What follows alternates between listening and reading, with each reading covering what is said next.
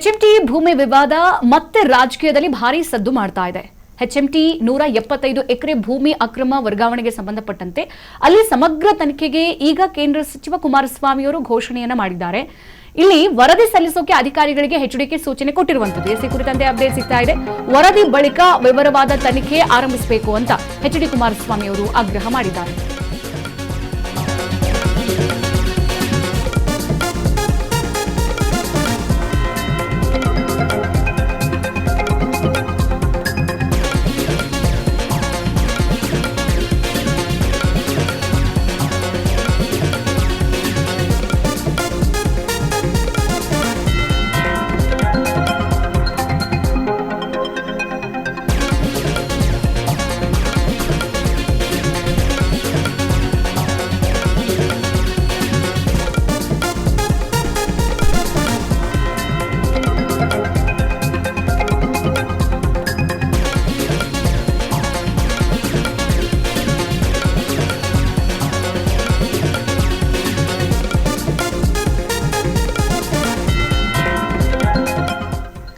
HMT ಭೂಮಿ ವಿವಾದ ಮತ್ತೆ ರಾಜಕೀಯದಲ್ಲಿ ಭಾರಿ ಸದ್ದು ಮಾಡ್ತಾ ಇದೆ.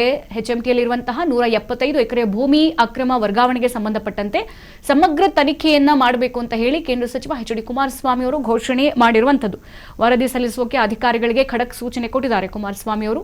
ಈ ವರದಿ ಬಳಿಕ ವಿವರವಾದ ತನಿಖೆಯನ್ನ ಆರಂಭ ಮಾಡಬೇಕು. ಧೈರ್ಯ ಇದ್ರೆ 175 ಎಕರೆ ಜಾಗ ಮುಟ್ಟುಗೋಲು ಹಾಕಿ ಅಂತ ಇಲ್ಲಿ ಹೇಳಿದ್ದಾರೆ. ಸದ್ಯ ರಾಜ್ಯ ಸರ್ಕಾರಕ್ಕೆ ಎಚ್ಡಿ ಕುಮಾರಸ್ವಾಮಿ ನೇರ ಸವಾಲನ್ನ ಹಾಕಿರುವಂತದ್ದು. ಏನಿದು ಹೆಚ್ಎಂಟಿ ಆರೋಪ ಪ್ರತ್ಯಾರೋಪ ಜಾಗ ನಾವು ನೋಡ್ತಾ ಹೋಗೋದಾದ್ರೆ 1999 2004ರಲ್ಲಿ ಖಾಸಗಿ ಭೂಮಿ ವರ್ಗಾವಣೆ ಆರೋಪ ಇದು. ಹೆಚ್ಎಂಟಿ ಜಾಗದಲ್ಲಿ ಗಗನಚುಂಬಿ ಕಟ್ಟಡಗಳನ್ನು ನಿರ್ಮಾಣ ಮಾಡಲಾಗಿತ್ತು. ಆಗ ನಗರಾಭಿವೃದ್ಧಿ ಸಚಿವರಾಗಿದ್ದಾಗ ಭೂಮಿಯನ್ನ ವರ್ಗಾವಣೆ ಮಾಡಲಾಗಿತ್ತು. ಬಡವರ ಮನೆಯಲ್ಲ, ಬಿಲ್ಡರ್ಗಳ ಕಟ್ಟಡ ತೆರವುಗೊಳಿಸಿ ನಕ್ಷೆ ದಾಖಲೆಗಳನ್ನೇ ಎಚ್ಡಿ ಕುಮಾರಸ್ವಾಮಿ ಅವರು ಪ್ರದರ್ಶಿಸಿದ್ದಾರೆ. ಸದ್ಯ ಭೂ ವ್ಯವಹಾರದ ಲಾಭ ಪಡೆದವರ ಮಾಹಿತಿ ನನ್ನ ಬಳಿ ಇದೆ. ಹೆಚ್ಎಂಟಿ ರಾಜ್ಯ ಸರ್ಕಾರ ಭೂ ವಿವಾದ ಈಗ ಸುಪ್ರೀಂ ಕೋರ್ಟ್ನಲ್ಲಿರುವಂತದ್ದು.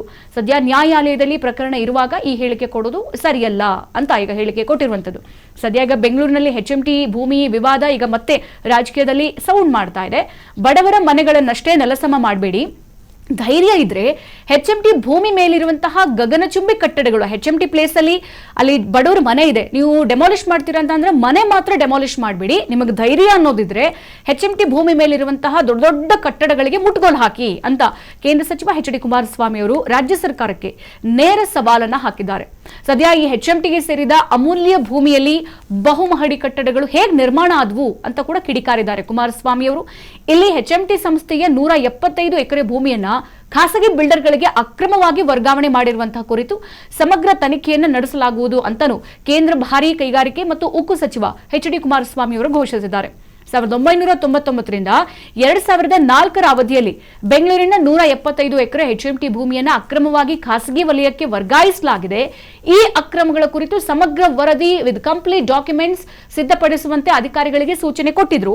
ಆ ವರದಿ ಬಂದ ಬಳಿಕ ವಿವರವಾದ ತನಿಖೆಯನ್ನು ಆರಂಭಿಸ್ತೀವಿ, ಅಂದ್ರೆ ಕಂಪ್ಲೀಟ್ ಇನ್ವೆಸ್ಟಿಗೇಷನ್ ಸ್ಟಾರ್ಟ್ ಮಾಡ್ತೀವಿ.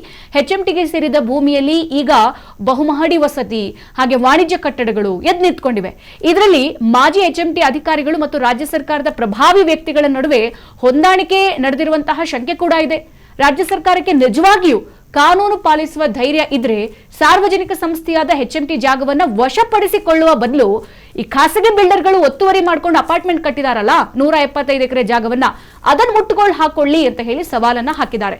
ಇದೇ ವೇಳೆ ಮುಖ್ಯಮಂತ್ರಿ ಡಿಕೆ ಶಿವಕುಮಾರ್ ಅವರ ಹೆಸರನ್ನ ಉಲ್ಲೇಖಿಸದೆ ವಾಗ್ದಾಳಿ ಕೂಡ ನಡೆಸಿದ್ದಾರೆ.